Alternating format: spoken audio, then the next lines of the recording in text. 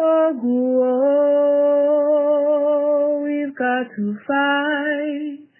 Let's go fight. Oh, Black people, we've got to fight. Zumbi, you see us. Oh,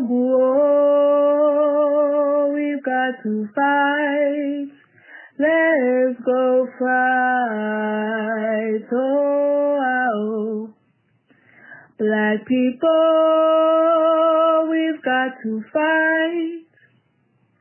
Yes, Santa, why you see us? Oh, we've got to fight. Let's go fight. Oh, Black people, we've got to fight. Bookman, you see us. Oh, we've got to fight. Let's go fight. Oh,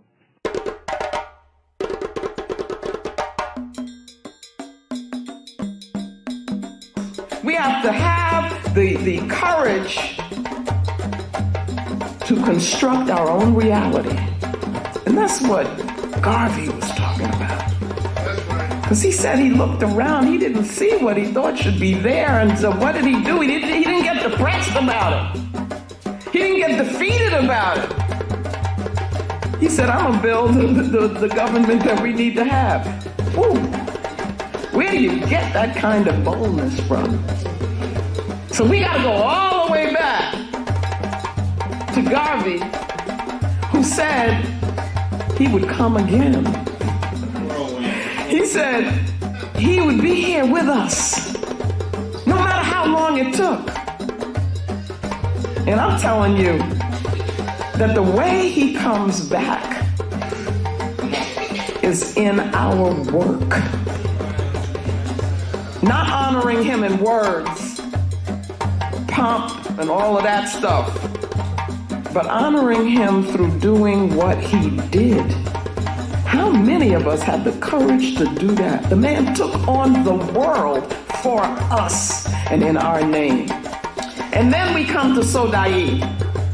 And in this presentation of the paradigm, I'm going to make this like what it is we want to reach. So Sodai is translated clear word in Dogana language. And I use it to mean that here we gain understanding. This is sight with understanding. And it is seeing beyond what just we think we see with this physical thing. It's seeing beyond that. And so we gain vision, because that's what vision is. With vision, you've got to be able to use the imagination informed by the African spirit. And Brother Amos, who I work very closely with, was a good friend of mine. He taught me, and he would talk about imagination. Image a nation. Do you see? But that's got to be part of vision. To be a visionary, you got to see beyond this box here. You got to see beyond the ma'afa. You got to see what is it that our people rightfully should have, and that's what Garvey did. Garvey had a vision.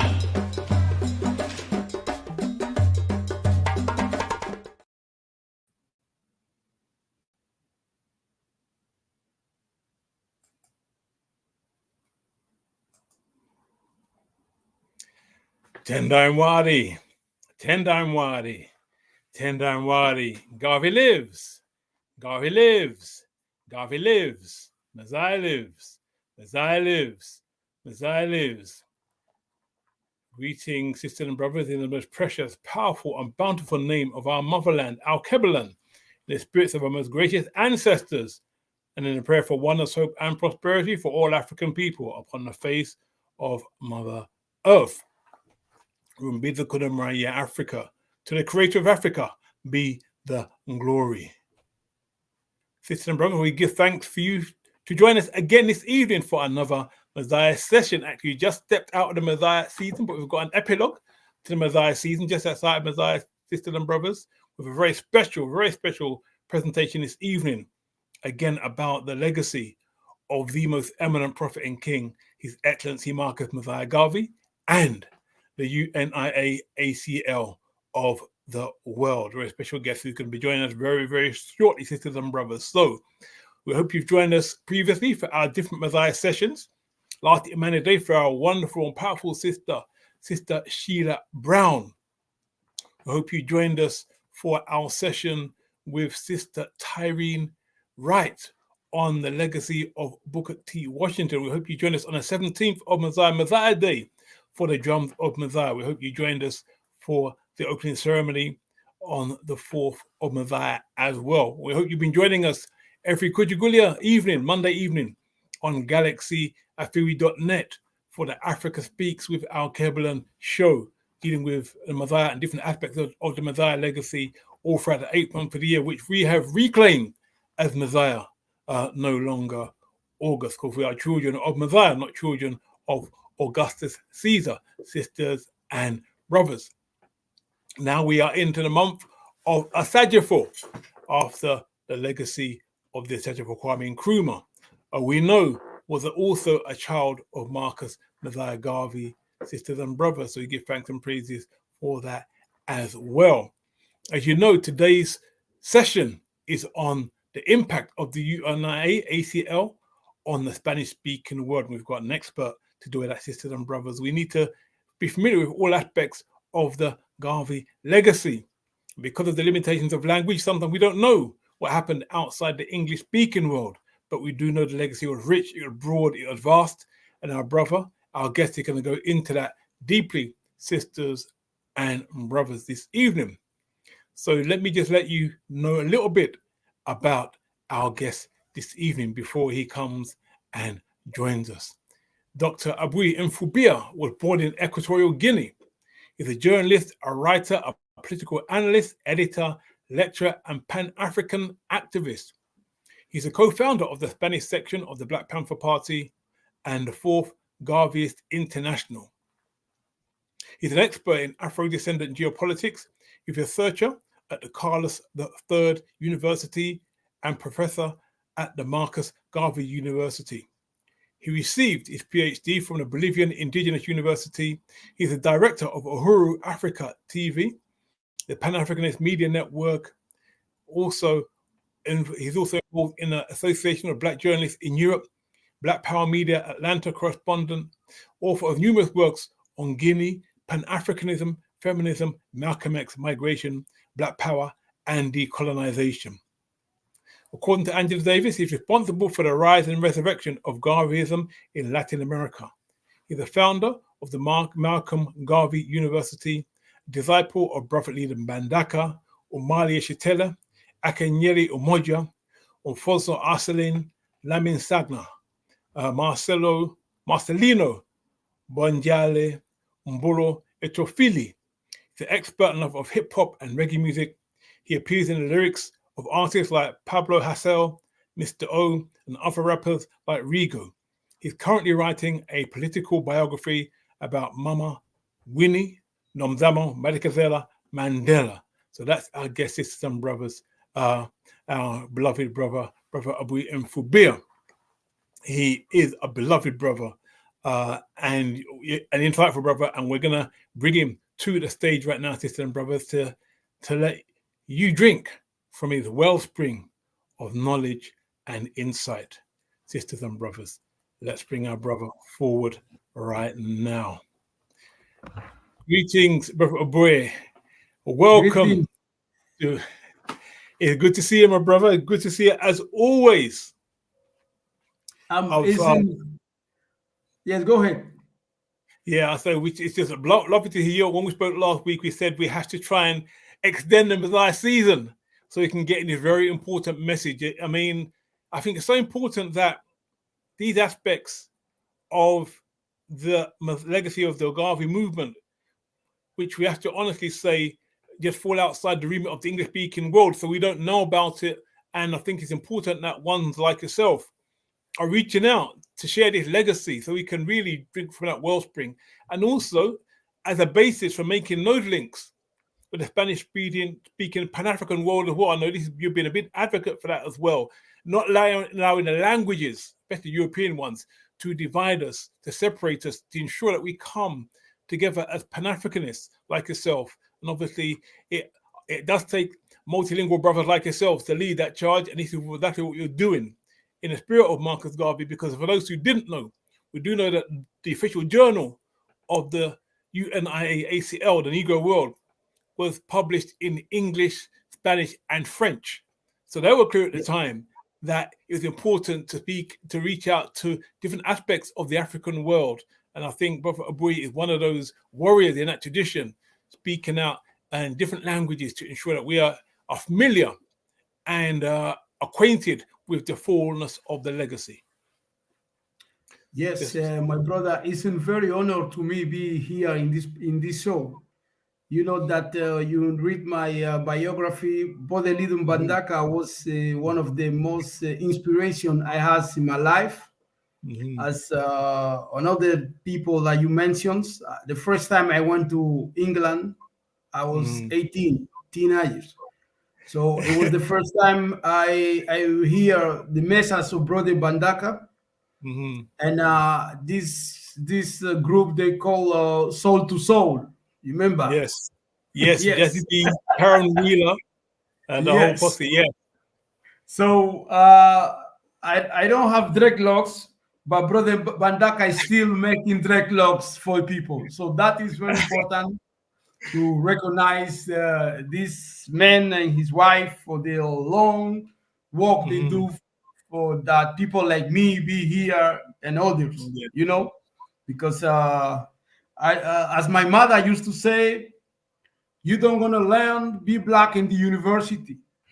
You be black in the street, and people like Bandaka make us feel very proud to bring spirituality African people through Marcus Garvey. Yes, as you say, Marcus Garvey is a the most important philosophical, doctrinal element and scientific for African people.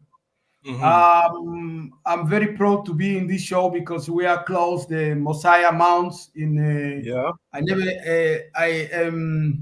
My mother never believed that I can do something like this. You know, if he alive, he see me, you know, close in the Mosiah Mounts is some very beautiful things for her. So Marcus Garvey have the impact in Spanish-speaking world. Today we will talk about basically. We will talk about Brazil, Uruguay, Cuba, and Equatorial Guinea. But Garvey has impact in other places like Venezuela, Colombia, Ecuador. The Spanish self is Garvey spent 1 week in Spain trying to go to Africa, trying to get contact when he was a journalist of the African Orient Express. He was in Spain. And he traveled for like Costa Rica, where he has the great salon of the bases, the building of the movement there, you know, and Panama, Costa Rica, Venezuela, Chile, and I will talk only for these 3 countries because it was impacted because Garvey used to say to build institution, and those countries, African communities in these countries, and a place like Brazil, like Uruguay, like Cuba, and Equatorial Guinea, they build institutions inspired in Garvey. You know, when Garvey died, and when the UNI was attacked by Babylon, those Africans who was part of the UNI in Uruguay. In Cuba, another place, you know, they organize institution. For example, in Uruguay, the impact of Marcus Garvey was in the building of the party they call Partido Autóctono Negro, the Autochthonous Black Party. This organization was built as a consequence of the attack of the UNI chapters in Montevideo, and the inspiration of Garvey and let me call it. No problem. So we can hear already, sisters and brothers, it's going to get deep in terms of this session this evening. So if you're tuning in, like and subscribe, sisters and brothers. Just hit the like button, and again, comments in the chat. Let us know where you're tuning in from, and we'll certainly engage with our brother on those issues as well later on. Back to you, my brother.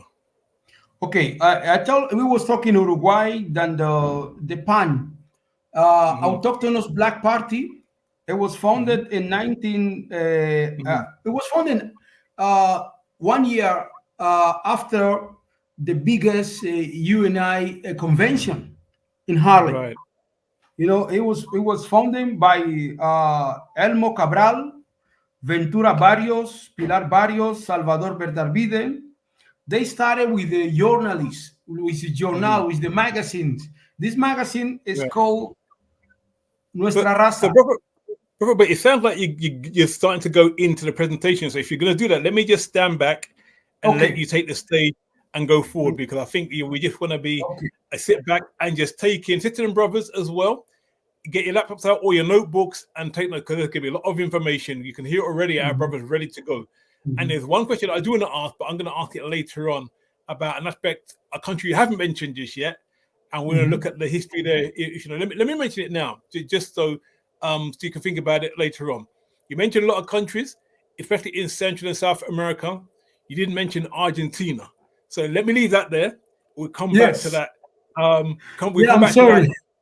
No. We'll come back to that afterwards. But let me take a step back and let you take the stage, and you can give a presentation, and we'll come back afterwards and engage with the listeners and watchers as well. Dear Frank, my brother, take it away. Yes, it's true. Argentina is the land of Sister Leticia Rodriguez, who is coordinator international of the Fort Garvey's International in this moment. So Argentina is a nice place to talk. I wanna back to the studying Uruguay, because Uruguay was the one of the key elements to understand the Garveyism and the impact of Garveyism with the political organization. Because at the beginning, many of the people who was Africans in Uruguay celebrate Thibaut Curtis Washington life. When Thibaut Curtis Washington passed, there was the biggest event in Montevideo in celebration in his name. So Garvey, when the ideas of Marcus Garvey arrived to Uruguay, arrived through the newspaper. This newspaper they called Nuestra Raza, or Race. This newspaper was founded in 1920 when the Africans in Uruguay, Bertarvide, all these people I told you, they formed this newspaper. This newspaper began to make translation of the articles on the Negro War, and talk about Marcus Garvey, and talk about him, and talk about all these struggle he went about in those days in the war. And then finally, these Africans decided, when the UNI was attacked at the international level, Garvey was incarcerated, was expelled to Jamaica, they decided to form a political party. They called this party the Black Autonomous Party. Well, the same thing we can go in the second question to understand the very important of Garvey in the African Spanish-speaking war. It was the president of Marcus Garvey in Santo Domingo. Today, Santo Domingo is very Eurocentric, racist country against Africans, against people from Haiti, basically. But when Marcus Garvey, when Jamaicans came to immigration, so immigration today is still like those days. Today in Europe, they talk about immigration. We see attack in UK against immigration. There was the same thing in that day when the immigrants from Jamaica, from Caribbean, come to work to the Panama Channel, comes to work in Santo Domingo, in the place they call Cocolos. Many people from Santo Domingo, they know that Cocolos, it was an Africans from Dominicans, but there was English culture. They come from Jamaica. Most of them, they come from Jamaica. And the capital of the place was San Pedro de Macorís. The people who come there was from working in the sugar field, and it was the first chapters, was the number 26 of the UNI African Community Leagues. It was the 26th chapter. Santo Domingo has 28 chapters, okay, in that time, chapter of the UNI. The president of the first chapter was Roland X. Steven. He was the first president of the UNI chapter in Santo Domingo. And he was the leader of the Santo Domingo delegation to the UNI convention in Harlem in 1920, in this historic convention. And I told before that it was another people from Panama, Ecuador, Venezuela, right here in Spain. And another country when the Gaveism has really a strong impact, when the Gave have a strong impact, was in Brazil. We must understand that and Gave was a journalist, and the media play a very great role in the history. Like Google now, Marcus Garvey developed media, developed the sign of media in Costa Rica and Panama. He built the newspaper they call La Prensa. It's still until today. La Prensa is still in Panama. Right here in Spain, you have Mundo Negro magazine. It's come from the Negro World from Marcus Garvey. And many places, many people inspired the newspaper from Marcus Garvey. In Brazil, it was the same. In Brazil, it was the movement. He was the part of the chapter of UNI in Salvador and in the north and another place. When Marcus Garvey was banned, his movement was tried to destroy. Those people who was in the chapter in Brazil, it was inspired by Marcus Garvey. They built a political party and a movement. The movement, it was called Brazilian Black Front Party, 1928, under the inspiration of the UNI. He was in Brazil, and the newspaper like Clarín Alvorada. It was the newspaper who was make translation of the statement and articles from directly from Negro War and the Black Man. These two magazines. One of his leaders was Mario Vasconcelos. He was co-responsible of the Negro War in Salvador de Bahia in that time. He was one of the founder of this movement and in Sao Paulo. I told you it's very important to understand the Brazilian Black Front. It was the mass movement. It was like the UNI.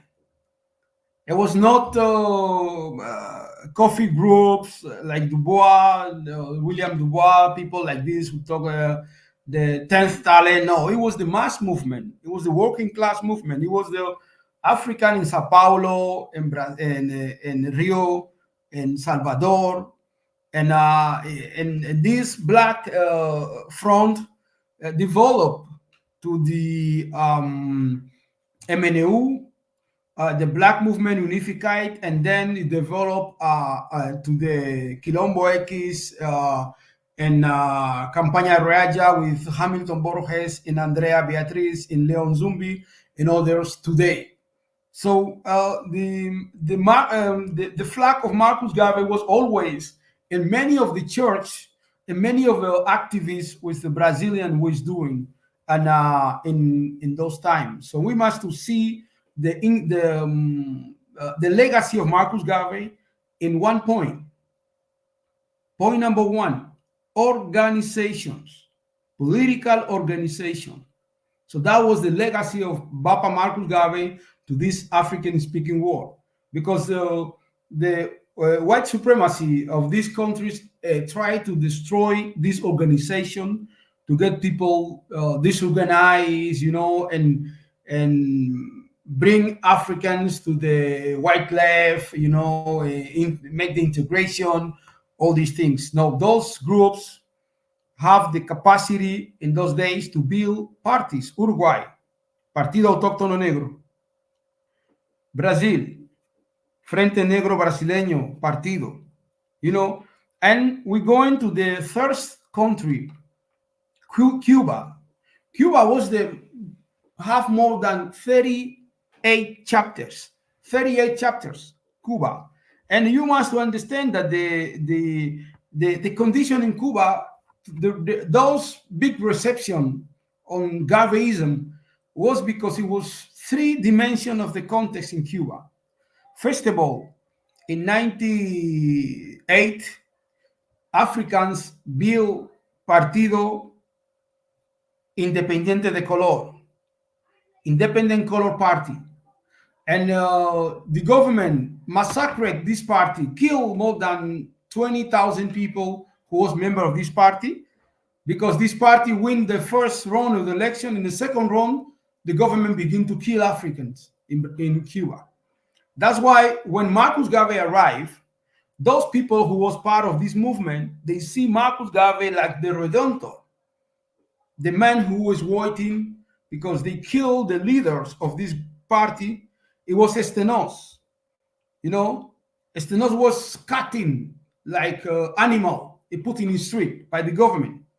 And this time is the time where the US invite Cuba, and the US support the Cuban white supremacy, Spanish, Catalan majority, to destroy Africans and make them the most historical genocide. So that's why when you and I arrive with the immigrant workers to come to Cuba from Jamaica, from Trinidad, from many of these Africans in the Caribbean, and so the government tried to divide and conquer. They tried to put these Africans speak English and these Africans who speak Spanish. But those Africans who was part of the party, they see Garvey and his movement like the great inspiration they was working there. There was sugar coffee plantation, and Garvey sent to Cuba George Alexander Magee, and he reported him that time 32 chapters, and he in the most important, he sell and he contribute and take money for build the Liberian project and the Black Star Line. The Cuban put too much money to make Black Star Line and the buy land in Liberia. The Cuban make too much contribution to this project and Garvey movement.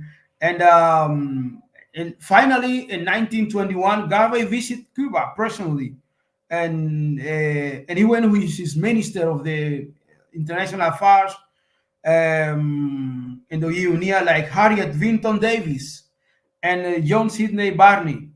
In 1927, the UNI in Harlem registered 51 chapters in Cuba, 51 chapters of the UNI in Cuba. And Garvey was received by the president of Cuba, Mr. Menocal. He was the president. Menocal was the president in Cuba at that time. He received Marcus Garvey, and the leader of the Conservative Party, Ramirez de Oz, he received Marcus Garvey too in the parliament. The first ship that the Marcus Garvey buy with the UNI, it was baptized with the name Antonio Maceo. Antonio Maceo, one of the leaders of the Cuban independence against Spain. He was Africans and he was Maroons. He was Quilombo, and he was a military in the Cuba army, and he was one of the hero black people has in Cuba. So Garvey take this name, he put in the name of the first ship, Antonio Maceo. So Garvey was very concerning the influence, the importance of African who speak Spanish in his global movement concept. Garvey was not stupid. He know very important of this Antonio Maceo to put in his name, you know. And even the Miguel Angel Céspedes, he received Garvey in the Club Atenas. It was the club of the black middle class in Cuba, and Garvey was receiving in this club. It was the most high Africans middle class or the bourgeoisie level in this time in La Habana. And there was, I tell you that there was two factors: the factor of the immigration of the Jamaicans and in the massacre of this party, what I told you. And inside Eduardo Morales wasn't other of the leaders. It was the commissioner of the UNI in Cuba. Eduardo Morales, it was one of the Garvey voice speaking in Cuba. And on these two members, it was another people like Urrutia. He was a journalist that was really impacted by the newspaper, because brother Olatunji mentioned it, that the journal, the journal, the Negro World, was making in Spanish. One place where they making the Spanish edition was in Cuba, Panama, and Mexico. So we see was the global dimension that Africans who speak Spanish has inside the Garveys. Me myself, when we founded the Malcolm Garvey University, we founded Michael Garvey University to back Africans in Latin America, basically to the Garveyism against the Eurocentrism. This called Hispanidad Blanca, the white Hispanicism. So we back them to the Marcus Garvey because Marcus Garvey have this legacy and place like Colombia, place like Uruguay, Brazil, and Mexico, and Cuba, and Santo Domingo, or I tell you with Cocolos, and Costa Rica. But today, in those countries, Africans see Marcus Garvey like something in the past, like some kind of intellectual things like this, you know. But Marcus Garvey was very grassroots popular. You know, if you go into the Hemeroteca, you will see that in Habana Boulevard, it was more about 1 million people waiting to see him when he came with the ship, according to the newspaper in that time. 1 million people in Cuba waiting to see Marcus Garvey. And even Costa Rica, 500,000, because Marcus Garvey was popular.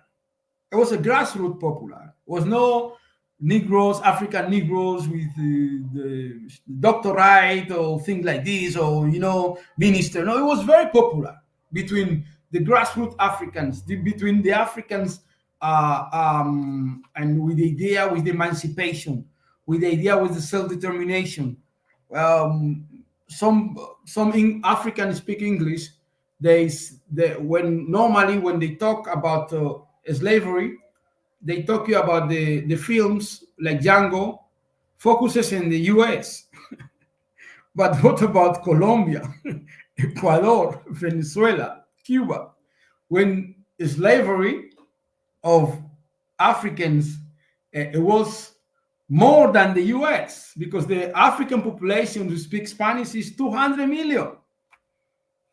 More than African people who speak English in America, more than African people who speak French in America. But that dimension is because they destroy Garvey in the mind of these Africans. That's why we built Malcolm Garvey University and the movement we call Force International Garveyist, Pan-Africanist, Cimarron Rastafari Womanist. So this movement is back the inspiration, the spirit of Marcus Garvey.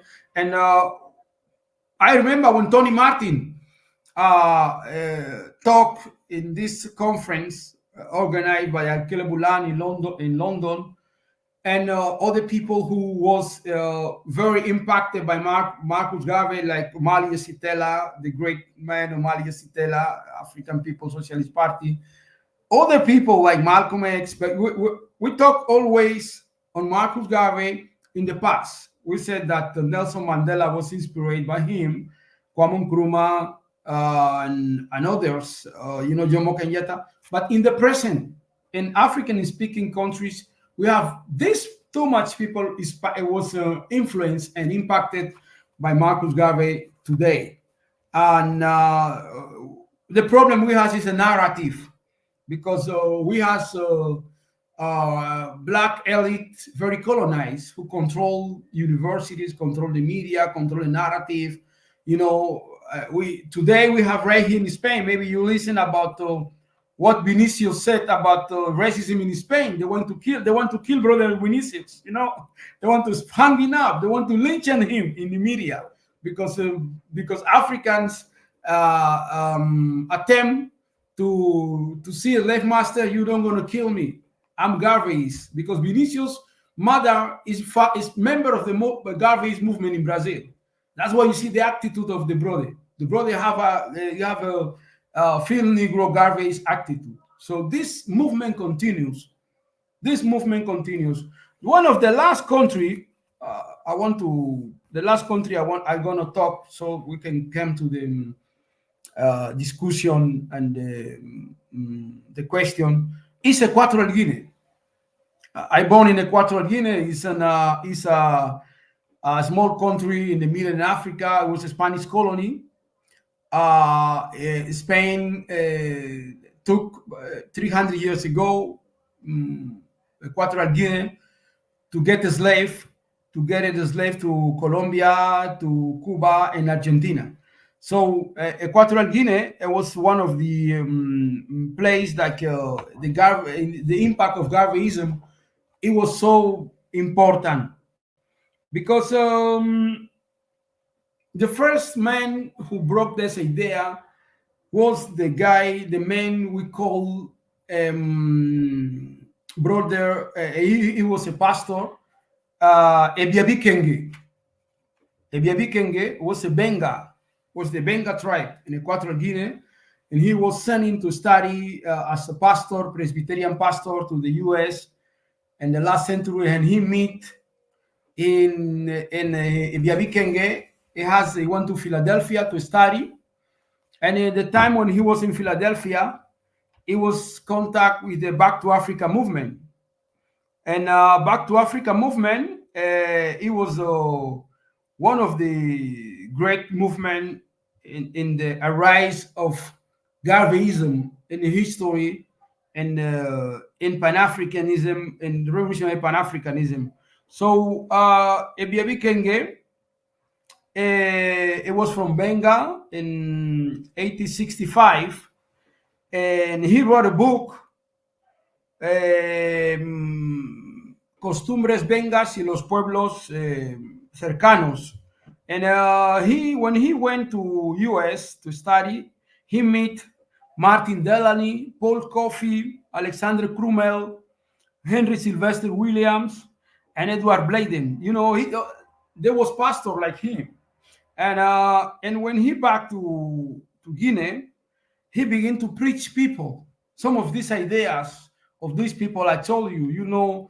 Back to Africa movement, Ethiopianism movement, which it calls many of these groups, and it was in that time. Many pastors and women came to Africa, to Liberia, preaching Christianity, quote unquote.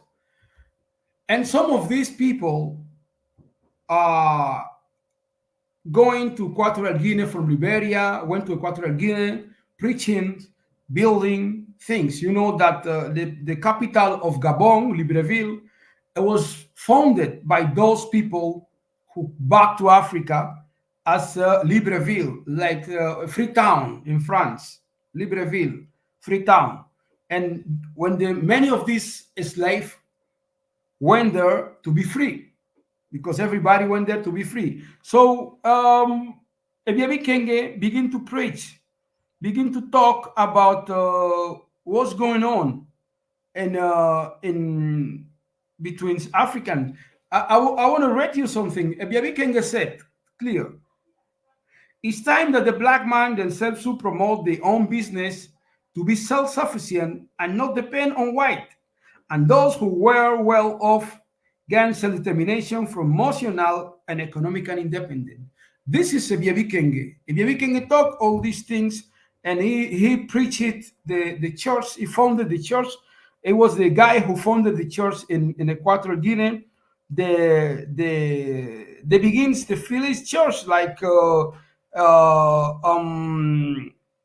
Methodist Church.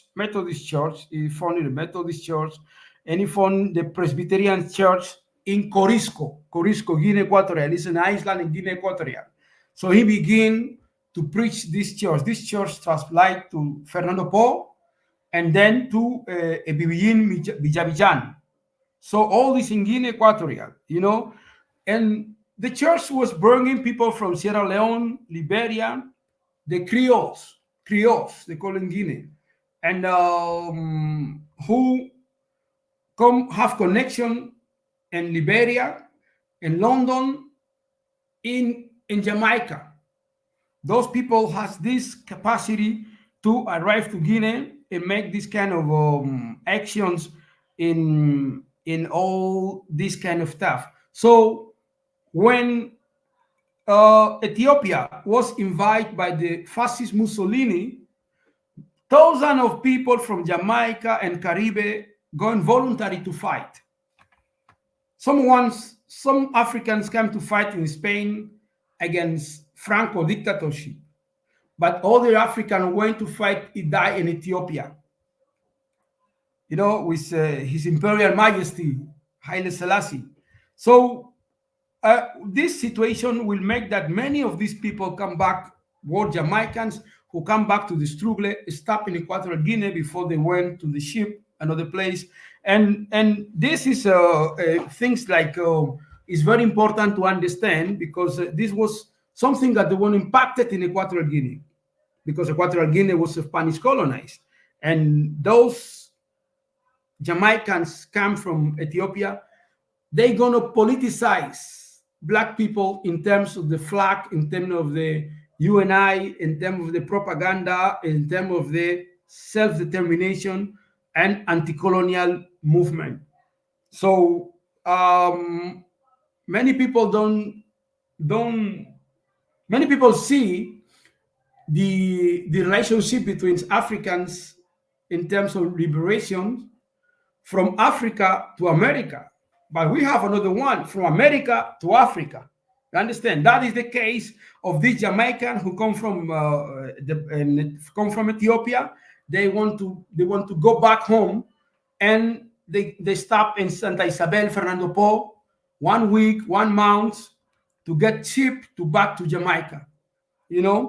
And it's very important to understand this implication, because it was the UNI has the first chapter in Fernando Po. His first chapters, it was in that time, 1920, after the UNI African Community List Convention, a group of Fernandinos. Fernandinos was the name of this Equatorial Guinea who speak English, who come from, many of them come from was a slave, or they come from Liberia, Sierra Leone, Ghana. So they have this community they call Criollo or Fernandinos. So they formed the Universal Negro Employment Association, constituting the division number 1972. You know, the event consisted in a lunch. It was with meal with the flag of UNI and the photograph of Marcus Garvey and one poster in Spanish, África para los africanos, de casa y fuera. Africa for the African, at home, at board. So this was one of the big pamphlets which happened that in this church there was happened the event. You know, when these people arrived to Spain, to colony, the Spanish government said that they must to disarm there because black people cannot have arm in the colony. So those was black people with dreadlocks come from Ethiopia. They have weapons. So the Spanish colony said no. They must put the weapons and the police officers during the time they are in the colony in the island. So this was one of the beginning. The second chapter was making in Corisco. It was 2 chapters in Equatorial Guinea, and it was very relevant for the bringing of the independent movement in the 40s, in the 50s, with groups like La Cruzada Nacional, Monalige, IPGE, all these political party was founded in the 40s, in the 50s, and 60s, was really got inspiration with this event. The Catholic Church and the government, Claretianos, they attack this movement always. That's why we don't know too much about that question, because the Catholic, it was the religion of a state of colony of Spanish. So they was attacking all groups, Muslim, Protestant, Presbyterians, you know. So in the church, in those 2 churches was the flag of Marcus Garvey still until today in all these churches.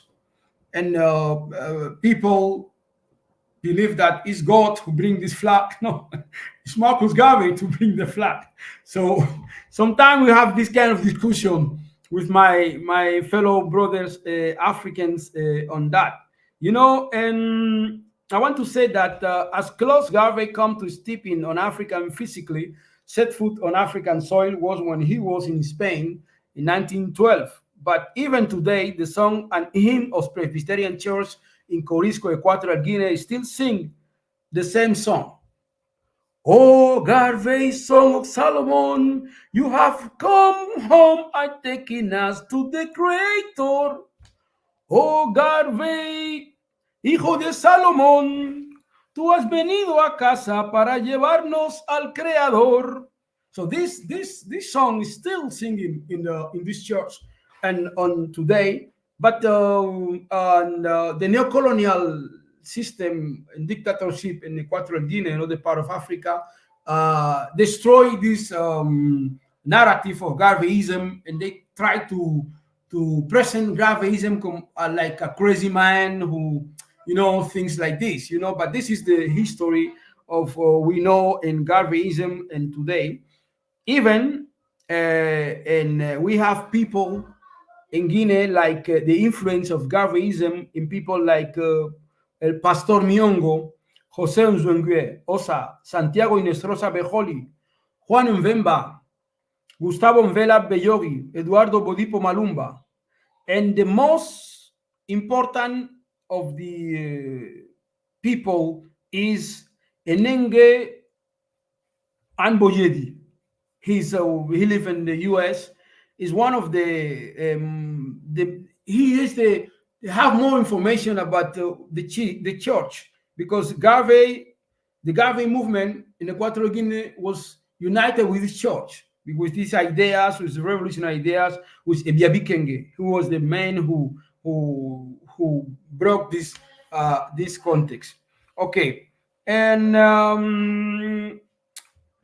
I want to finish my presentation with the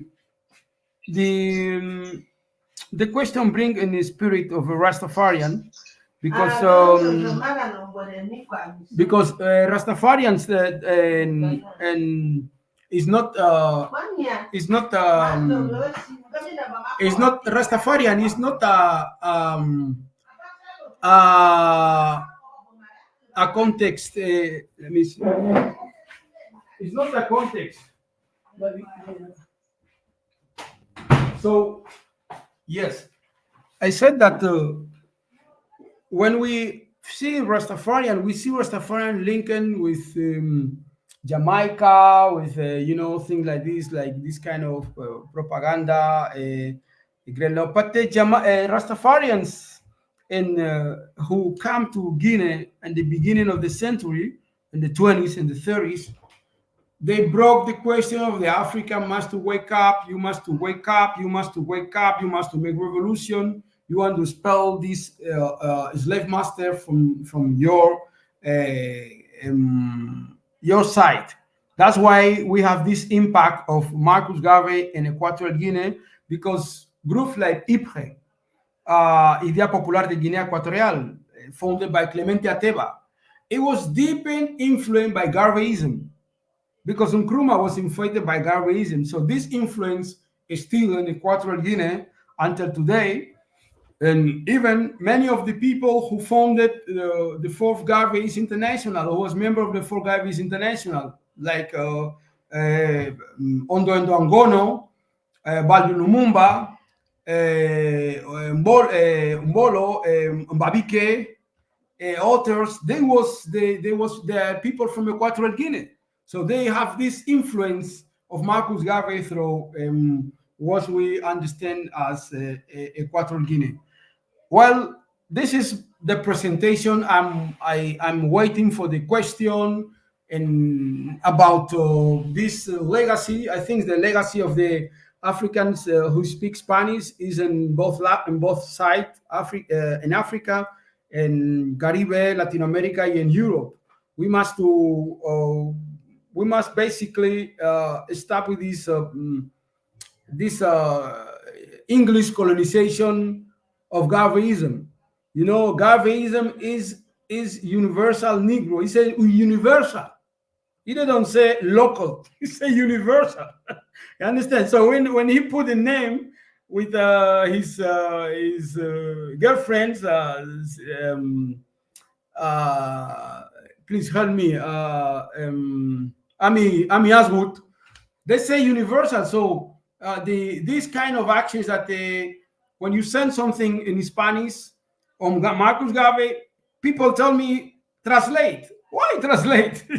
But it's Garvey. Garvey didn't say, Malcolm X didn't went to Nigeria and tell Nigerians, speak me in English, I don't speak Yoruba. No, Malcolm X went to Nigeria and he involved with the Africans, because the language, as Brother Olatunji said, is not the border. Garveyism is a science. So as science, we must get that science. Doesn't matter the language you talk. Doesn't matter, as he said in point number 1 of the University of Malcolm Garvey University. The point number 1 is, no matter where you're from, if you are black man, you are Africans. Steve Pools and all this group who was listening when we was young, like Barney Spear, always tell that if you are black man, you are African. He didn't say if you speak English, you are African. He said if you are black man. If you speak Spanish, or speak French, or speak Yoruba, or speak anything you speak, the most important is the philosophy and conscience of His Excellency Majesty, the King Marcus Mosiah Garvey, one of the last messengers that the God sends to free African people in this time. Okay, Bro Latunji. Brother Abuy, give thanks and praise for that serious presentation. Again, I think it'll be good. Obviously, it's here as an archive on YouTube. It'd be good. After you finish your book on Mama Nonzama Madikizela Mandela, we put some of this information into a book as well, so we can have it in our hands, because there's so much there in such a short space of time. So give thanks and praises for that. Sisters and brothers, any questions or comments put in the chat? When I hail up Set Imhotep Markaru, and they simply say appreciating your breakdown, Brother Abuy. As I said before the presentation, Argentina has an interesting place in terms of the African world, because we look at much of Central and South America, and there's a strong African presence around much of it, except Argentina. So do you have any information about the Garvey movement in Argentina back in the heyday of the UNIA? Because I know there's some certain histories about that which people are still unaware of and confused about. But any what activity are you aware of happened in Argentina regarding the UNIA and the Garvey movement in general? Well, Argentina has a place today is playing one of the biggest role, because it's the central today of the Marcus Garvey movement in San Luis, Argentina, under the leadership of the sister Leticia Rodriguez, and with the team secretary of Dana, and other sister they call Hilda, and those in this November they will have the fourth Garvey Congress in Patagonia in the south of Argentina.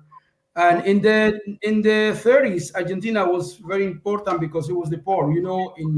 In the century, Argentina was building that the white nation. Yeah. To kill black and kill Indians. Even in the Constitution of Argentina, point number 25, is still saying that Argentina will bring white immigration. Until today. No, it's not. So they want to make European there.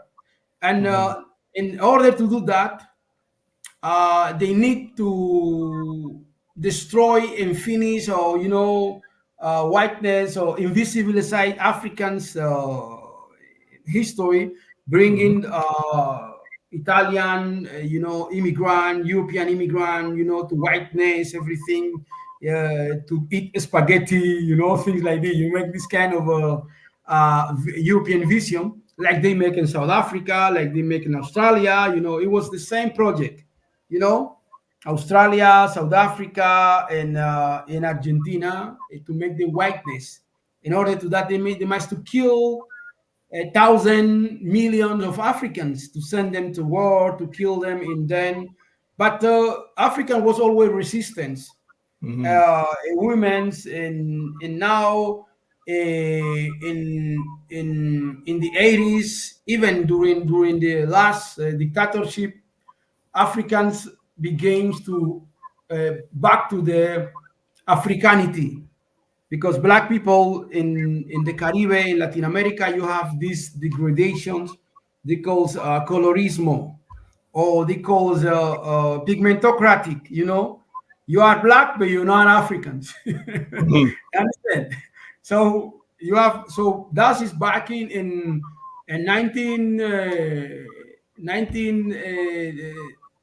2006.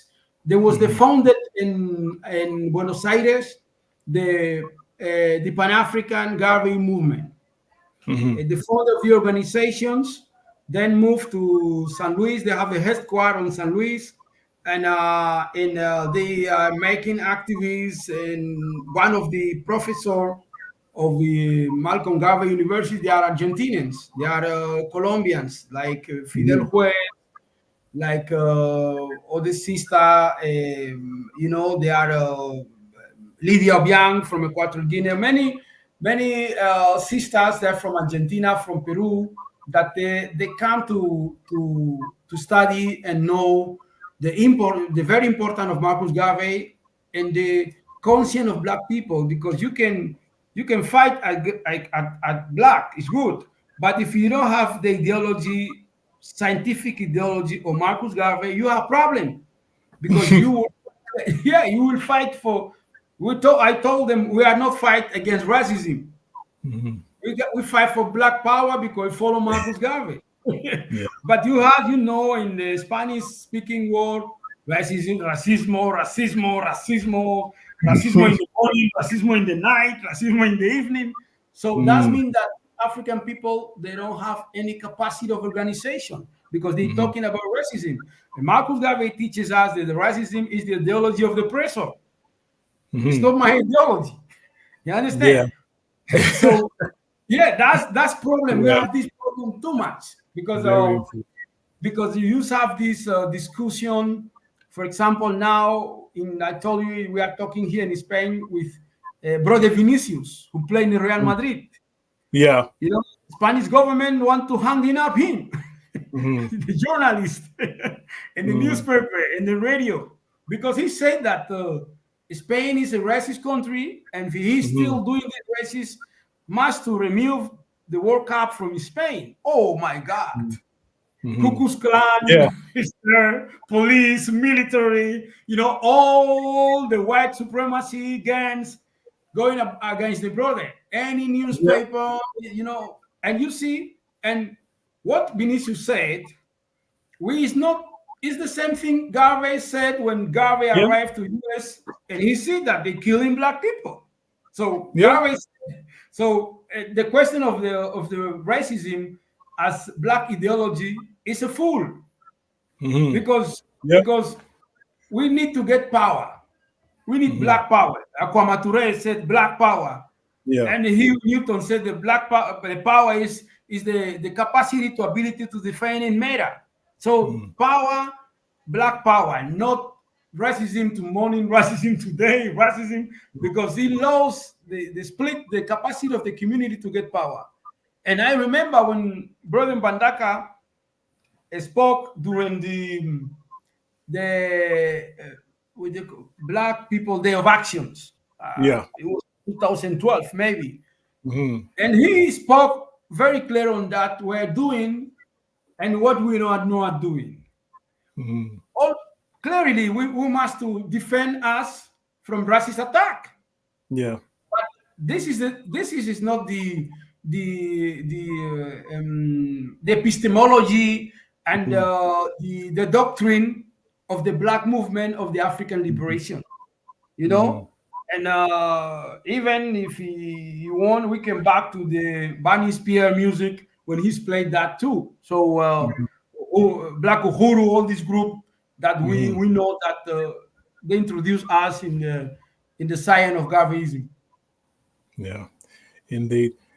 I would say though, you mentioned our brother Vinicius Jr., but I think my advice to him would be, if you're going to speak out in that environment, make sure you have the right people around you, including in your own home. So I think that's the only advice I'll give our brother, because again, he can find himself isolated if he's right to speak out, but obviously you need to ensure that you're surrounded by those who are going to have your back if the going gets tough. And I'm not sure if he's quite there yet, but we pray for our brother and we encourage him to speak out, encourage our people to support him. Let me just quickly go to a chat from Sister Naomi. She says, from Argentina and Chile, we give thanks for the teachings in the prophet of I Prophet Marcus Medai Garvey, who was covered the whole black world. Unja prospotio destina. Sorry about the pronunciation there, and also the size of the text is quite small, so apologies to that. But yeah, give thanks, Sister Naomi, for your comment. Again, Set Imhotep Makaru, give sincere thanks to Kimbunga, Media and Got Kush. It came in late, but what I heard was educational. Indeed, it was. And as I said, we've encouraged our brother to put some of this down in a book so we can actually have it to hand as well. Because although the video is nice on YouTube or whatever like that, but it's their platform. But once we have the book, it's in our hand forever. We pass it down to our children, because YouTube's not ours. If they decide to pull YouTube tomorrow, then it's all gone. So let's also have it in a book. So we pray that you have the time, space as well to put some of this down, my brother, in a book. So brothers, we are moving on. We've just heard a serious presentation. If you do have any comments or questions, put them in the chat as well. What we're going to try and do now is bring forward another guest on the platform. We have our spiritual leader, Brother Leader Bandaka, waiting in the wings to join us as well. You've heard Brother Abuy speak about him in glowing terms. And again, like Brother Abuy, I too am a student of Brother Leader Bandaka. Again, a towering force in the African world and a Garveyite through and through. Indeed, I think I wouldn't know what I know about Marcus Garvey if it wasn't for our Brother Leader Bandaka, who lives that legacy and has done for so many decades. Indeed, it was he that brought us the Medai season. His vision brought us the Medai season back in 1998. And I remember, and I think I said it many times on the platform, when we were promoting our first Medai season, 1998, we did a little flyer of all the events we're having for that month, 31 days, honoring the life and legacy of Marcus Medai Garvey. And we took the flyer out, picture of Marcus Garvey in the front. We showed it to people coming at the train station. And they asked the questions like, oh, is he coming over? So they said, yes. He's not coming over. He's actually passed away in 1940. And it was such was the lack of knowledge back then of Marcus Garvey amongst our own people. And I think we have to appreciate and acknowledge the month of Messiah. And the Messiah is an international observance now. We have to acknowledge that impact of bringing Marcus Medai Garvey's message and teachings to us, because I think there was a period of time when they tried to write him out of the history. Now there's a lot of studies and works on Marcus Medai Garvey. We have to look at some of it because we have to wonder what the motive is behind some of it. But we know as long as we have people like you, my brother, who are bringing the knowledge of the legacy of Papa Garvey and the UNIA'S from a grassroots perspective, and that legacy continues to this day, as you mentioned, in various parts of the African continent, in the Caribbean, and in Central and South America as well. So don't get it twisted, sisters and brothers. The Garvey movement is alive and strong right now. And as I just said, sisters and brothers, I want to bring forward to the platform Brother Leader Bandaka, spiritual leader of the Alkebu-Lan revivalist movement. He's an activist of over 40 years standing. He's a African-centered education consultant. He's also the visionary, as I said, that brought the Medai season back in 1998. He's the author of the official guide to the Medai season, the Medai Daily Affirmations, and we are honored to have him here on his platform this evening. Tender my Brother Leader Bandaka. Garvey lives. Garvey live. Brother Leader, you need to unmute, Brother Leader. Tendai Mwari. Tendai Mwari. Mwari mukuru. Mwari mukuru. Mwari mukuru. Tendai Mwari. Garvey lives. Garvey lives. Messiah lives. Messiah lives. You live. You live. Yes, Brother Leader. So you've heard the presentation from our brother. I mean, it just goes again, the scope of this prophet that we hail up called Messiah. Well, we hail him every day, but certainly, especially in the 8th month of the year. But your initial thoughts to what our brother said about not only the legacy back then, which was amazing in the age of no social media, but he managed to reach out the whole African world, but the continuing legacy to this day in the motherland and across, say, the so-called Americas as well, Brother Leader. What's your initial response? Well, Tendai Mwari, giving thanks and praises, Rumbidzo Kuna Mwari, Africa, to the God of Africa be the glory. It is a joy to be an African and a joy to be on this platform this evening as we continue to celebrate the life and the legacy of the most eminent prophet and king, His Excellency Marcus Medai Garvey, that great, colossal spiritual force that was sent among us by the ancestors, by the Creator through the spirits of our ancestors to answer our cry for liberation, answer our cry against the pain and the suffering that we as a people had been enduring for far too long.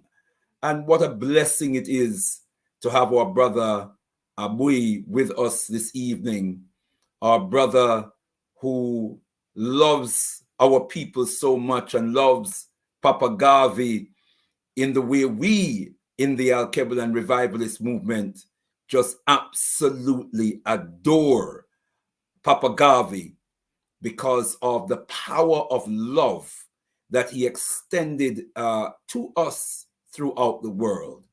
The magnificent vision and mission that he launched for our liberation as African people worldwide.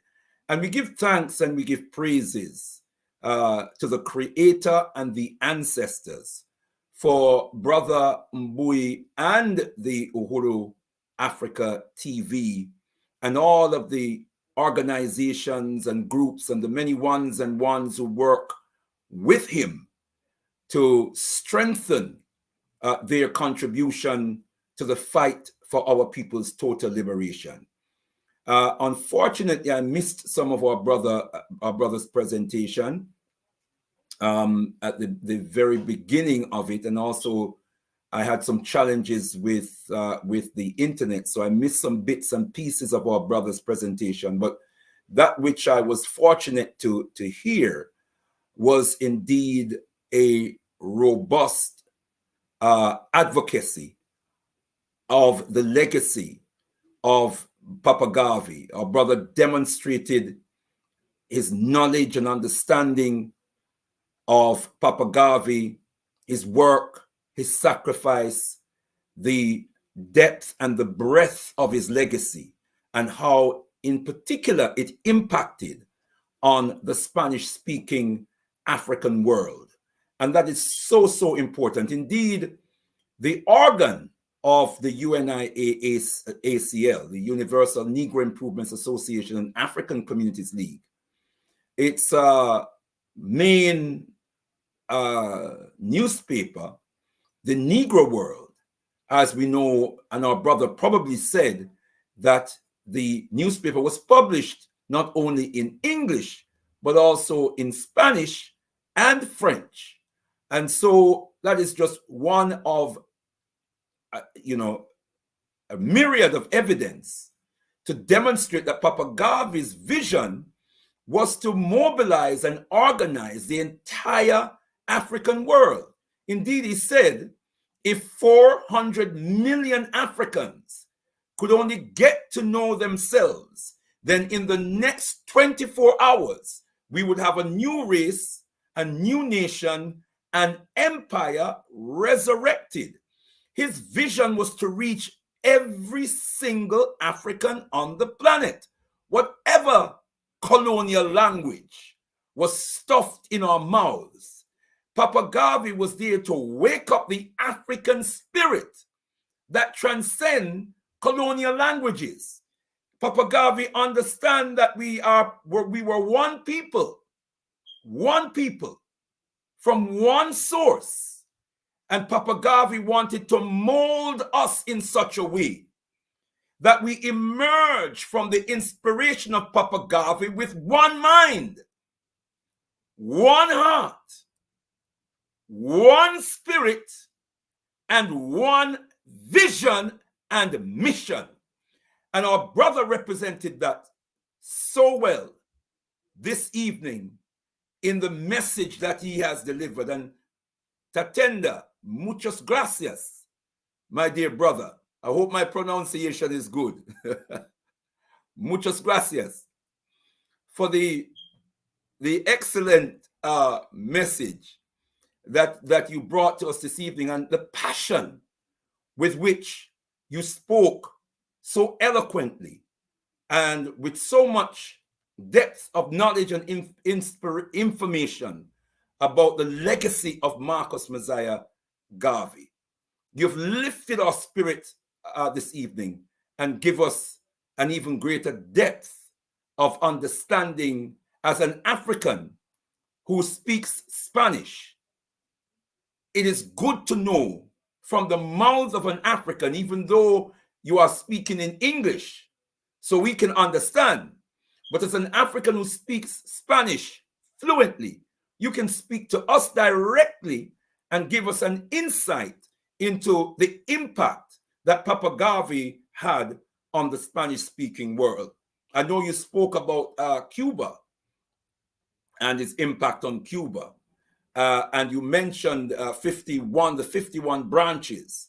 My understanding is that it was 52, but whether 51 or 52, we know that that was the nation that had the second most UNIA branches in the world. We learned this from the works of the man we call the apostle of Garveyism, certainly the foremost scholar on the life and legacy of Marcus Mosiah Garvey, the late Baba Professor Tony Martin, demonstrates in his works to us, heal him, demonstrates in his work to us that Cuba was the nation that had the second highest number of branches of the UNIA-ACL. And indeed, those were, yes, Africans who were naturalized in Cuba, but some of them were Africans from other parts of the Caribbean who had gone to Cuba, including Haiti. Quite a significant number of them were from Haiti. And so it's a testament to the wide-reaching impact of the legacy of the most eminent prophet and king, His Excellency Marcus Mosiah Garvey. Let me, if I may, quickly crown the remarks that I have made so far, which is only designed to complement the wonderful message that we have received from Brother Abuy this evening. Let us remind ourselves as we reflect on, as we contemplate this powerful legacy of the most eminent prophet and king, His Excellency Marcus Mosiah Garvey. Let us remind ourselves of the pillars of Garveyism. Number one being race first, which we define in the Alkebu-Lan revivalist movement as racial awareness and cultural emancipation first before all other considerations.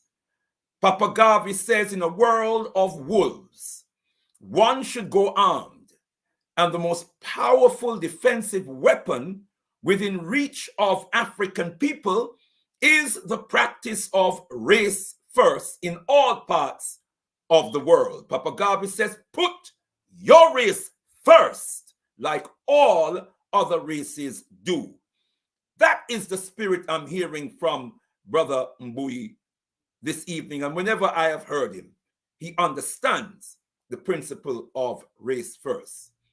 Then there is self-reliance, economic self-reliance. Papa Garvey informs us that power is the only argument that satisfies man.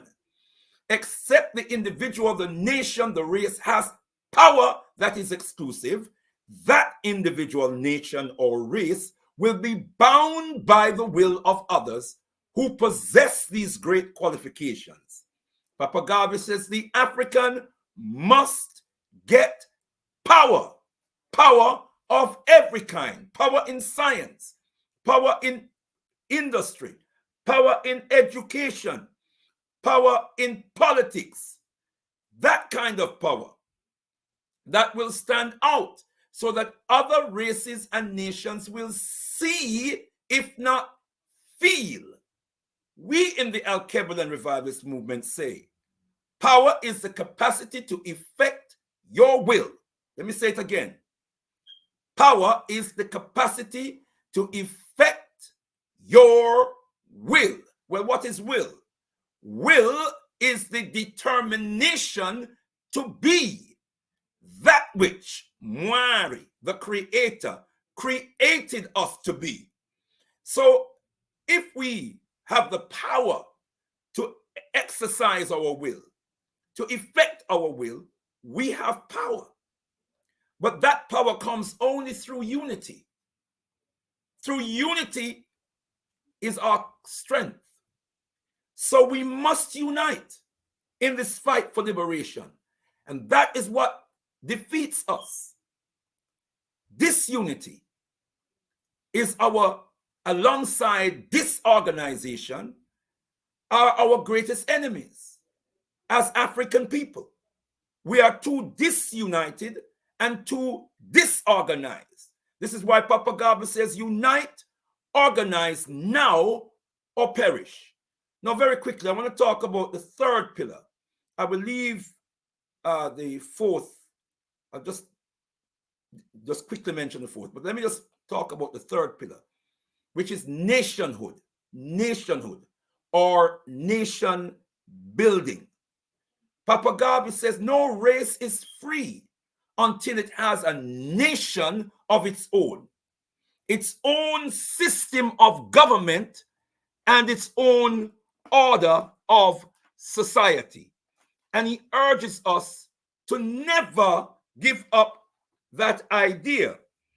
And in Philosophy and Opinions of Marcus Messiah Garvey, he reminds us that nationhood is the only means by which modern civilization can completely protect itself. Independence of nationality, independence of government is the means of protecting not only the individual, but the group. And he says nationhood is the highest ideal of all people. Nationhood is the highest ideal of all people. Are we, as Africans, organized as a nation wherever we are? This is what Papa Garba says. Wherever we are in the world, we must organize ourselves as a nation of people, not as a colony or a neo-colony.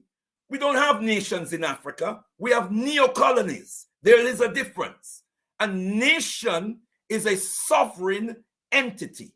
A nation is a people organized as a sovereign entity, drawing on their own agency toward the building of the institutions, the industries, and whatever they need to defend, develop, and protect their own interests. So we have to feverishly, wherever we are, whether in the UK, whether we are in Spain, whether we are in France, whether we are on the African continent, in the Caribbean, in the Americas, in the Isles of the Pacific, we must organize ourselves as a nation of people, and then we must connect our nations with each other around the world. And I'll say finally, on the fourth pillar, which is African spiritual orthodoxy. If the white man has the idea of a white God, let him worship his God as he desires, Papa Garba says. The yellow man's God is of his race, let him worship his God as he sees fit. We believe in the God of Ethiopia, meaning Africa, and we shall worship our God through the spectacles of Ethiopia. In other words, through our own cultural mediums. That has to underpin our nation-building vision and mission. It must be grounded in our authentic spiritual, cultural traditions. So let me say again, muchas gracias, my dear brother. Many thanks to you for this wonderful message this evening. May I say, me habla, ne comprende español muy pequeña. So no pasa nada, se comprende bien. We say in my African language, fam, we say Abuy. Thank you very much. Okay. Or we might say or we might say Tatenda. Okay. Yeah. But sometimes we do have to... But brother Bandaka, let me tell you this. Now, before you die, you pass. you are a great man in this time for many of people in Africans who need spirituality, political spirituality, and to wake up many of people in my generation, people who went to try to see Linton Kwesi Johnson, but we meet in Bandaka. He was trying to learn about the ska music, all this, but we meet in Bandaka, and we are very, very proud to you and your wife, the job you are doing. I like to tell you that right now because you are alive. I don't want to tell you that when you pass. And you make a great contribution for people in the hip hop generation and the reggae music and those.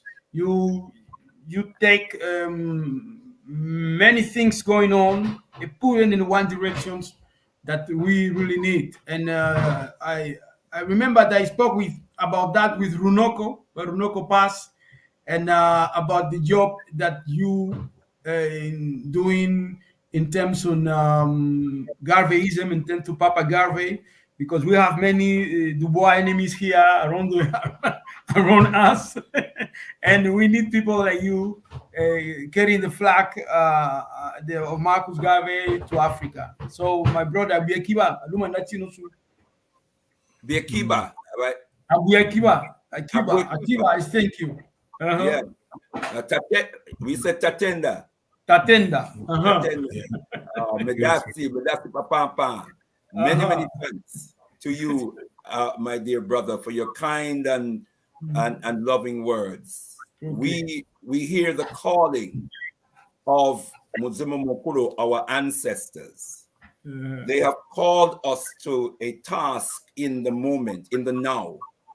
And we hear the voice of generations unborn screaming out to us, begging us to ensure that they do not come back in this phase of life to face the same challenges that they faced when they were here before, because they are only too well aware of the viciousness and the evil of the oppression, the enslavement, the colonization, and the racial oppression that our people have been suffering for hundreds of years. So we have to strike a blow in our time for liberation that at least eases the burden for the next generation and for generations unborn. And we know you are making your contribution diligently. It's your passion more than anything else that appeals to me, my dear brother. I feel your energy, the sincerity, the genuineness of your love for our people and your determination to fight for our liberation. And that's why we love you so much. And we are happy to have you on our show this evening. Africa, to the God of Africa be the glory. Kudzai Mudimu Mukuru, give praises unto our ancestors for you and your organization. Tendai Moyari. Give thanks for that, brother leader. Let sisters and brothers, as you were still, you did not closing just yet, here for about another 20 minutes or so, if needs be. Any comments or questions, put into the chat. But let me just really add to what brother leader said, because brother Abuy has been very generous with praise on yourself, brother leader Bandaka, and indeed on the Alkebu-Lan revivalist movement. But I have to say, in behalf of the movement, although you're inspired by us, we're very much inspired by you, my brother, because we see you as the living embodiment of Pan-Africanism, because you demonstrate that every single day, every aspect of your being.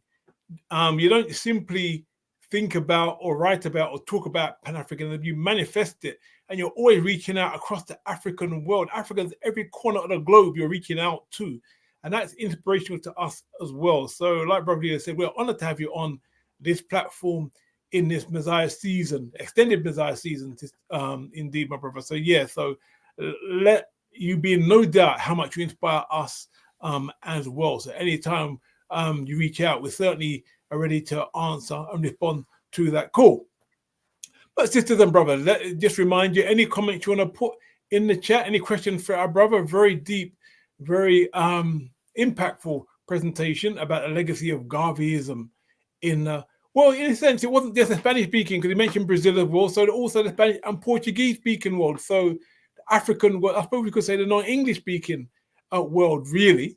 And very important that we understand that legacy and that impact.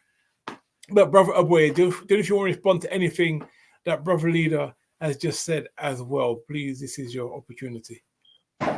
Well, I'm going to say that now the Fourth International Garvey Movement is an international movement in more than 22 countries that we are teaching every Sunday Garveyism, the principle of the Excellency Marcus Garvey. Beautiful. And in the context that the brother leader said that we teach as a nation, not as colony. So that is very, very important, because many young black people went to school, they learn, they teaching like colony. Even they have PhD, they still like any slave, you know, and to teach that question. So for me, it was an honor to be a disciple of Brother Mbandaka and his movement, the Alkebu-Lan, and Sister Kai and other people. And I remember when we started the chapter in Ecuador, we have the support of Sister Kai, where one of the sisters was killed in there, and Sister Kai participated in this process to support. And in the question that Olatunji said, language is not the problem. Language is not problem. It was no problem never, because when the revolution in Haiti took place, there was many African tribe in the revolution. Bookman himself was Muslim, but he was the man who made, you know, the most important is the idea. And Garvey broke this idea. We are closing the Garvey, the Mosea Mounds. We must to understand philosophy, when socialists, communists, anarchists, even Zionists, Garveyism was in the beginning. It was the cross philosophy that impacted around the world, and Tony Martin make a great contribution. Runoko make a great contribution. Yeah, brother like Molefi, you know, this we need to write now about the contribution of Baba Mbandaka, because it was a great contribution. So we must write about this contribution, because Baba Mbandaka was I meet him in many Garvey said, nos vemos en la tormenta. We see you in the worldwide. So we say in Spanish, say, nos vemos en la tormenta. We see in the worldwide. We see that radio is a radio in Ecuador headed by Brother Tito. The name we see in the worldwide, nos vemos en la tormenta. So the influence of Garvey is growing up.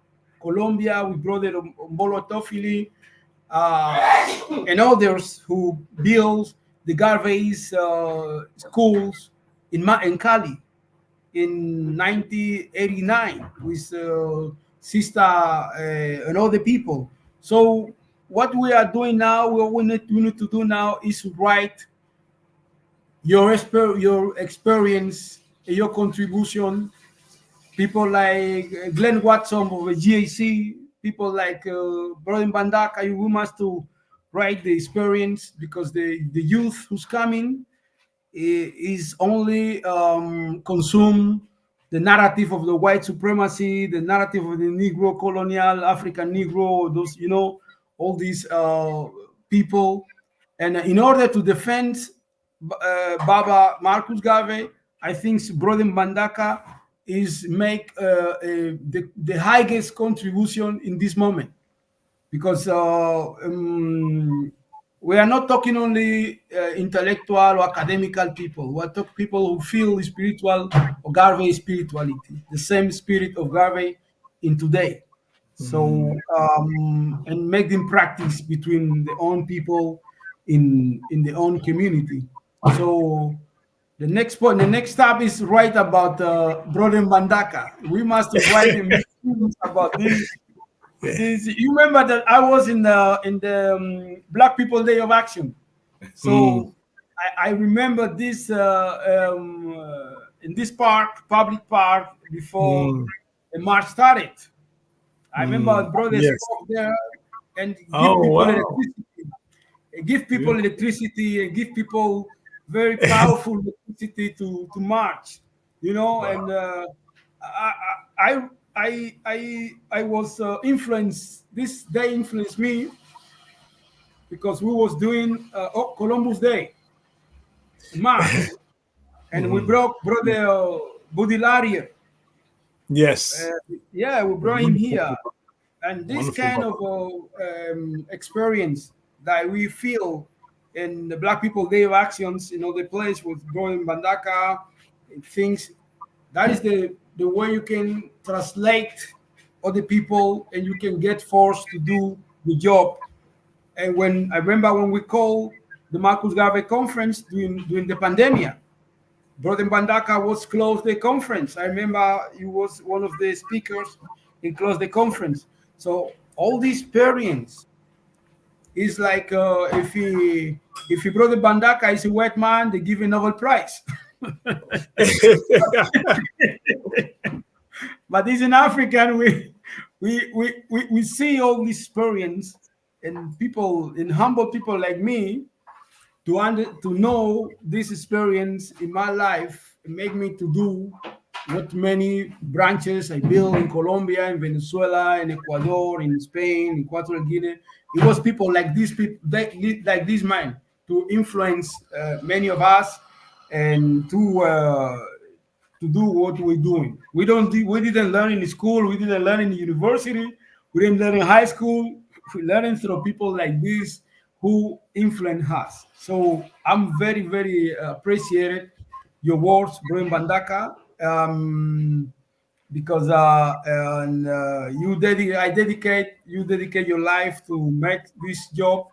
And when I meet you, you was young man, and you still doing the same thing. So it's very appreciated, because it's not easy to be at front of the people, to be at front as a slave, you know, because slave master all the time try to divide and, you know, be there and be with this conscience transmitting Garveyism as all great contribution in the history. So thank you very much again, and all the people who work with you, like Brother Latunji, who I meet Brother Latunji in Lisbon. Remember? Yeah. Yes. Yeah. No, you remember in Lisbon? I remember Lisbon. Not many happy memories there, but it's very good to meet you there, my brother. I don't think it wasn't so great, but that was certainly good to meet you face to face in Lisbon. That was 2007. With Sister Equa. Sister Esther Equa was too. Yes, was there too. What year was that, Brother Olatunji?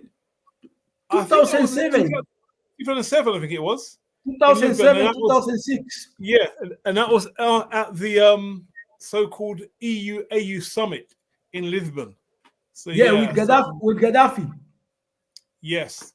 Gaddafi was there, and there's a very strong Zimbabwe contingent there as well.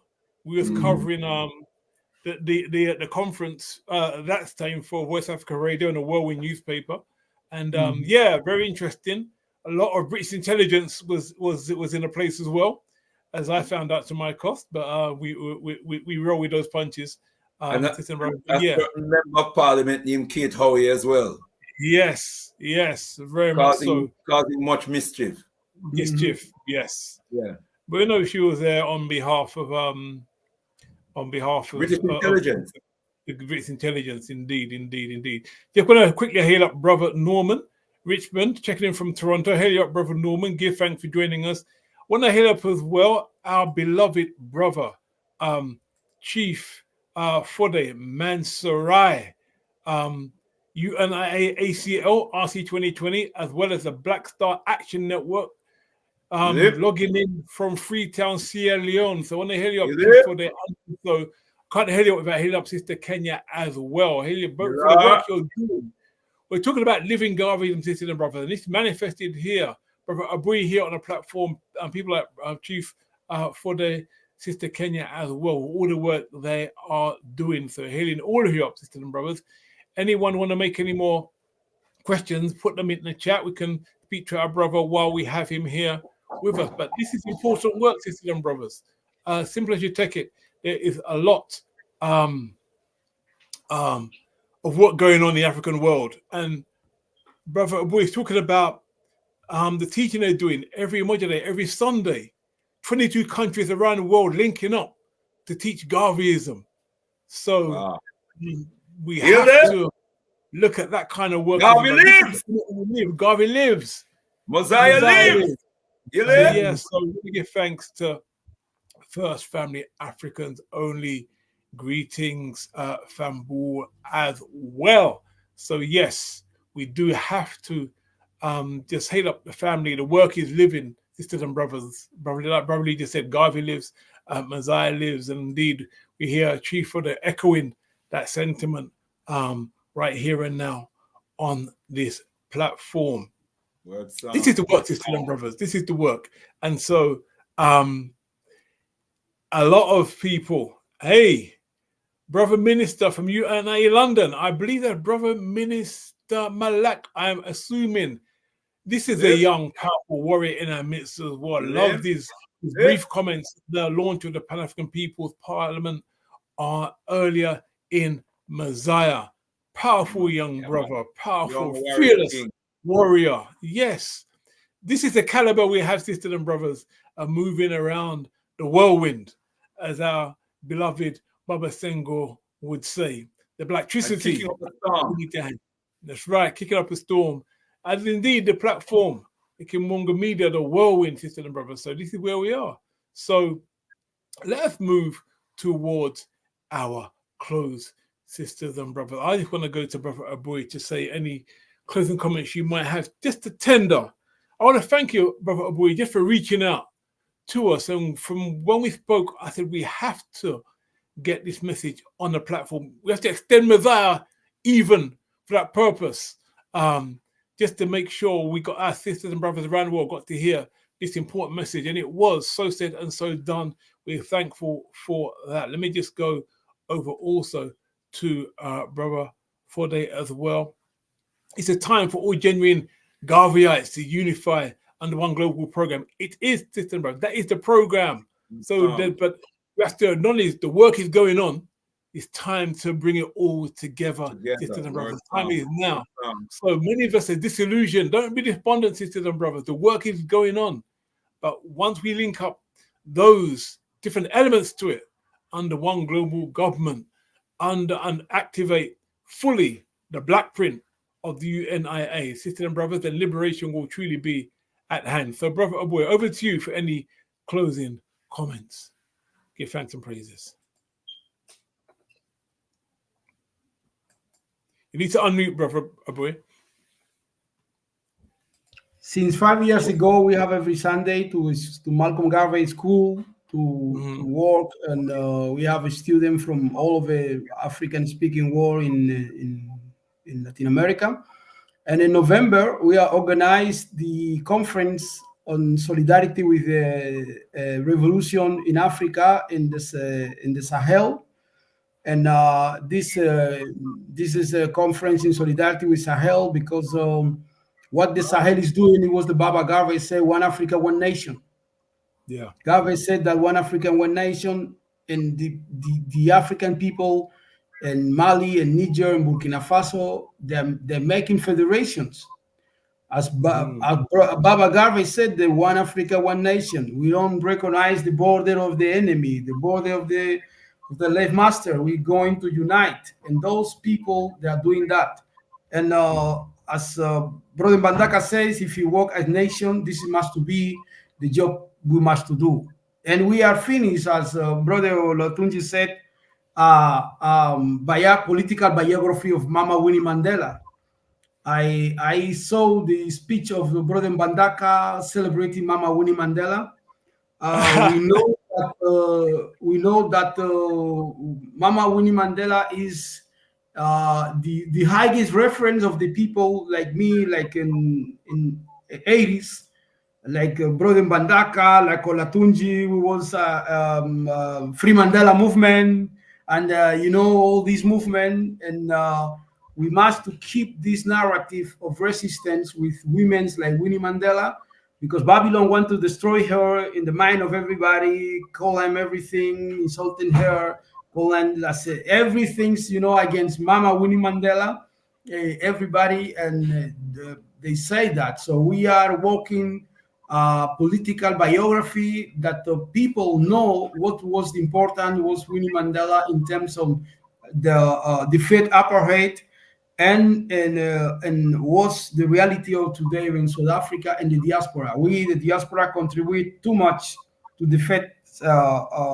apartheid, and the diaspora from in 20s, the diaspora from Caribbean contributed too much to attack Mussolini and in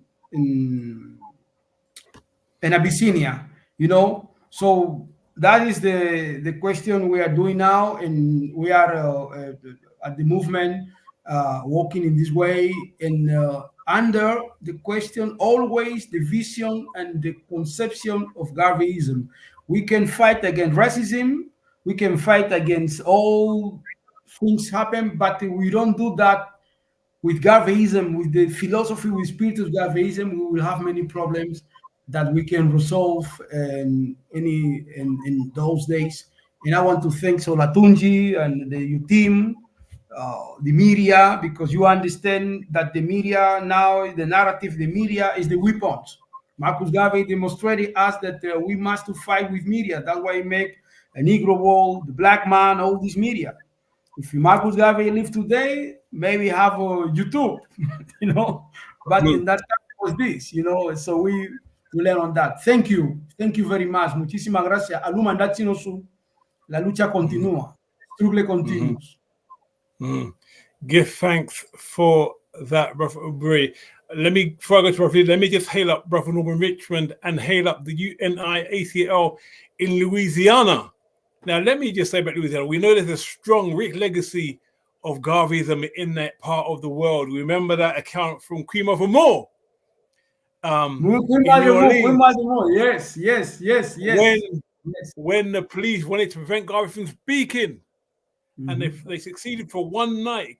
The next night he came back, and the police wanted to try it again when Papa Garvey said that the mayor allowed himself to be used as a tool by the New Orleans police, and they wanted to run him in, and everybody was armed and got out their tools and said, "Look, speak, Garvey, speak." That's a legacy of the UNIA'S in Louisiana. So Brother Norman Richmond represented that rich legacy, hailing you up all the way from there. Brother Norman, give thanks and praises to you for that. The link between Louisiana and Toronto going on right there.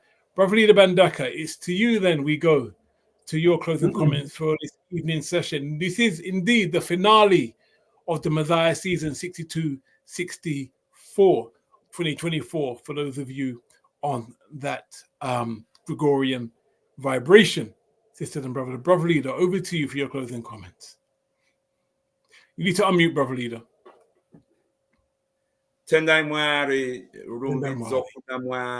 Africa, to the God of Africa be the glory. We say again, Garvey lives. Garvey lives. Messiah lives. Messiah lives. You live. You live. And we say, as we say, Rumbid Zokunamwari, Africa, to the God of Africa be the glory. We're giving thanks and praises unto the creator of the universe, through the spirits of Mutima Mokoro, our great ancestors, for the blessing of this platform, for the tremendous work, hard work that Brother Olatunji puts in, day out, for this movement and its broadcasts, which our brother leads within the Alkebu-Lan revivalist movement as our executive producer. He is a wonderful gift and asset, not only to the Alkebu-Lan revivalist movement, but to the African world. And we are also thankful and full of praise for our brother Abuy again and the powerful message that he brought to us this evening and the overwhelming spirit of love. We say Tatenda again, my brother. We say Sante Sana. Sante Sana. Yes, we say Medai Papa Papa. Thank you so much for pouring such abundance of love and appreciation upon us. And for you, a brother, a warrior king, worthy of recognition and honor throughout the African world, to say that you were inspired by us is such a humbling and touching appraisal, my dear brother. We feel genuinely honored this evening to receive those words from you. The most eminent prophet and king, His Excellency Marcus Mosiah Garvey, says, "Be as proud of your race today as your fathers and mothers were in the days of yore. We have a beautiful history, and we shall create another in the future that will astonish the world." Papa Garvey is reminding us that greatness is in our genes. It's in our DNA. We only need to tap into the richness of spirit and intellect and dexterity that the Creator has gifted us through our ancestors.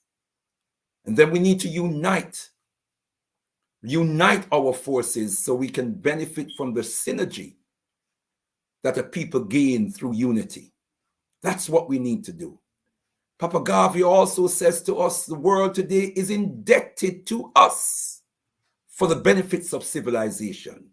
The whole world is indebted to us for the benefits of civilization. They stole our arts and sciences from Africa. They're still stealing our arts and sciences and our natural resources from Africa. Then why should we be ashamed of ourselves? He says, "Let no voice but our own speak to you from the depth. Let no influence but your own rouse you in times of peace and in times of war. Hear all, but attend only to that which concerns you. Your allegiance shall be to your God, your race, your nation, your country." He says, "Follow always that great law. Let God and the sky be our limit and eternity our measurement. There is no height to which we cannot climb by using the active intelligence of our own minds." Minds create, but as much as we desire in nature, we shall have through the intelligence, Papa Garvey says, of our own minds. We are such a powerful people. We are such a richly endowed people. Our nature cannot be defined by the evil, by the spirit of Isfet that dominates the world. And if anyone does not know, Isfet is the opposite of Ma'at. Isfet is therefore falsehood. Isfet is therefore injustice. Isfet is unrighteousness. Isfet is disharmony, imbalance. Isfet is selfishness. Isfet is disorder, the opposite of Ma'at, which is truth, justice, righteousness, harmony, balance, reciprocity, and order. And so in the wisdom of our ancestors, when Isfet disrupts the spirit or the presence of Ma'at, then Ma'at must be restored. We are the only force in the universe that can restore Ma'at to the universe. Only we, the Africans, can restore Ma'at. So let us, beloved brothers and sisters, answer the call of the most eminent prophet and king, His Excellency, to unite and organize now. For he says, if we do not unite and organize now, we shall perish. Only then can we answer the clarion call to rise like the mighty African people that we are and accomplish whatever we will. Rumbidzo kunamwari Africa, to the God of Africa be the glory. Tendai Mari. Tendai, give thanks for that, Prophet Leader Bandeka. Before we go, let me just send some love and hailing and praise out to our young line brother Shakara, Kimbunga Media, for the technical support. Wouldn't be here without brother Shakara.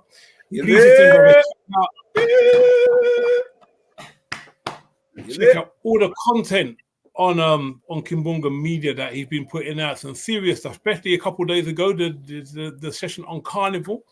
We're going to be dealing with that also on Africa Speaks Next, Strong Sister and Brother. So check that out on the 9th of this month. Want to quickly send some love and vibrations of energy and power to our beloved elder, Baba Omali Yeshitela and the Uhuru Free. The trial of the century has started, trumped up charges against from the American government, the evil empire, the axis of evil. Let us show our support, sisters and brothers, for this kangaroo court that they've got going on in the US of A, and send some love to all the organizers of Uhuru around the world. Sisters and brothers, it just leaves me to give you our closing words. So let me just say that let's remind ourselves to take from here all that we've learned, all that we've gained in knowledge, information, and inspiration, out onto the streets, into our homes, our personal lives, amongst our families and friends, our place of work, our place of study, wherever we are. Let's remind ourselves to be a shining light unto Africans everywhere. The Africans everywhere know that Mwari, Olodumare, Nkulukulu, Nodume, Sidume, Ama, Eshe, Nabukuane, the African God, reigns supreme. The Africans everywhere know that it is a joy to be an African. The Africans everywhere know that liberation is indeed at hand. Tendai Mwari. Tendai Mwari.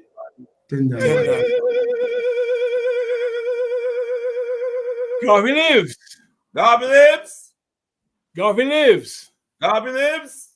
Garvey lives. Garvey lives. Messiah lives. Messiah lives. Messiah lives. Messiah lives. Tendai Mwari, sisters and brothers, giving thanks to you for joining us this evening, and we'll see you again soon. Tendai Mwari. Tendai Mwari.